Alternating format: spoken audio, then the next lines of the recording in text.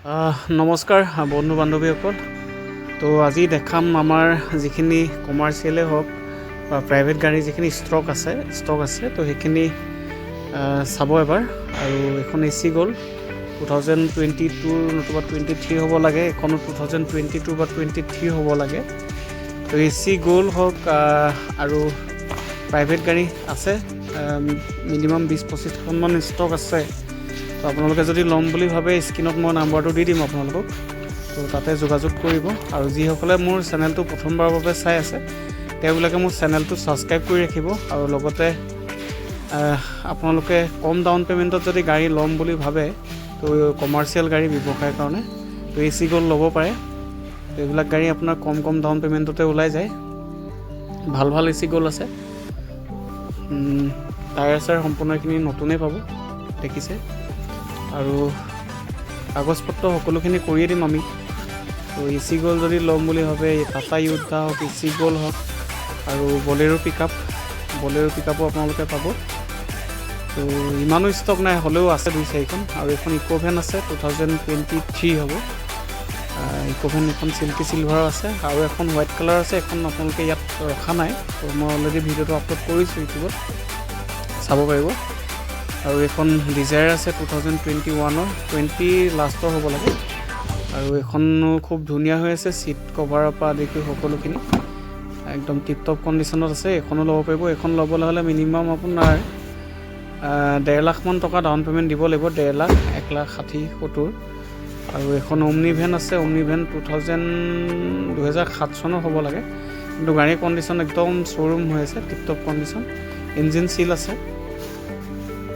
আৰু অকণমান লাইটটো লেতেৰা হৈ আছে, য়েল্ল' কালাৰ এটা আছে এটা লাইটত। আৰু বাকী গাড়ীখন টিপটপ কণ্ডিশ্যনত আছে, ইঞ্জিন অ'কে আছে।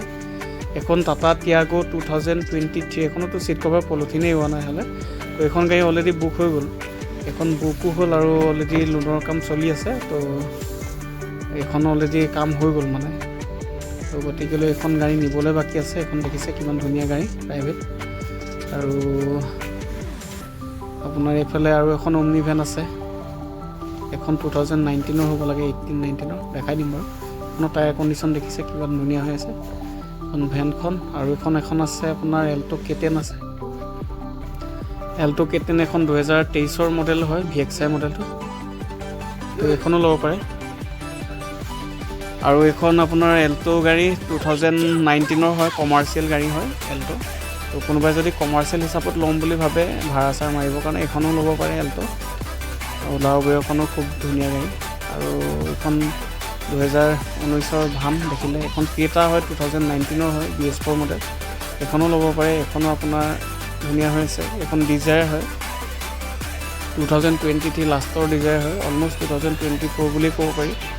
তো এইখন অৰিজিনেল পেইণ্টত আছে। এখন K10 বহুতে বিচাৰি আছিলে, তো এইখন অনা আছে। আৰু এখন আছে চিল্কি চিলভাৰ। আৰু এখন i20 দেখিছে, i20 2019-ৰ হয়, ইয়াতে আপোনাৰ LCD ডিছপ্লে লাগি আছে চব। আৰু এখন ৱেগনাৰ 2023 হয়। এখন ডাউন পে'মেণ্ট আপোনাৰ i20খন আপোনাৰ মিনিমাম ডাউন পে'মেণ্ট আপোনাৰ 70-80 হাজাৰ টকাত ওলাই যাব। এখন K10 দেখিছে 2023, ইয়াতো LCD ডিছপ্লে, বেক কেমেৰা লাগি আছে। LXI মডেল হয়, বাট কিন্তু ডিছপ্লে চব লাগি আছে বেক কেমেৰাৰ সৈতে। তো এইখনো ল'ব পাৰে, 23 মডেলৰ। টায়াৰ চায়াৰ পৰা আদি কৰি সকলোখিনি ধুনীয়া হৈ আছে। গাড়ী হিচাপত মানে খুব ধুনীয়া হৈ আছে এইখন।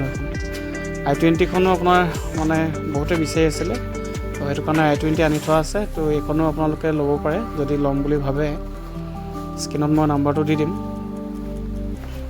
আৰু কমাৰ্চিয়েল হিচাপত এল্টো বিচাৰিলে এইখন ল'ব পাৰে। এইখন আপোনাৰ 3,20,30,000 ওলাই যাব, কমাৰ্চিয়েল এল্টো। আৰু এইখন এল্টো K10 2023, এইখন আহিব আপোনাৰ 4 লাখত আহি যাব, 4 লাখত। আৰু ডাউন পে'মেণ্ট হিচাপত আপোনালোকে মিনিমাম 70,000 বা 80,000 টকা দিলে হৈ যাব। তো এইখন ক্ৰেটাখন ডাউন পে'মেণ্ট হিচাপত আপোনাৰ দিব লাগিব 1,20,30,000 তেনেকুৱা দিব লাগিব। য়োদ্ধা আছে দেখিলে, এইখন AC গ'ল্ড। আৰু এইখন 2024, এইখন অলৰেডি বুক হৈ গৈছে। আৰু এইখন AC জিপ আছে 2016-ৰ, এখন কাগজ পত্ৰ কৰি দিম, 1,30,000 টকা পালি দি দিম। জিপো আছে, য়োদ্ধা এখন আছে, এখন ইণ্টা বুক হৈ গৈছে অলৰেডি, AC গ'ল্ড। তো ইমানখিনি আছে। আৰু বাকী বাহিৰত 2-4খন গাড়ী আছে। তো সিমানখিনি আৰু যদি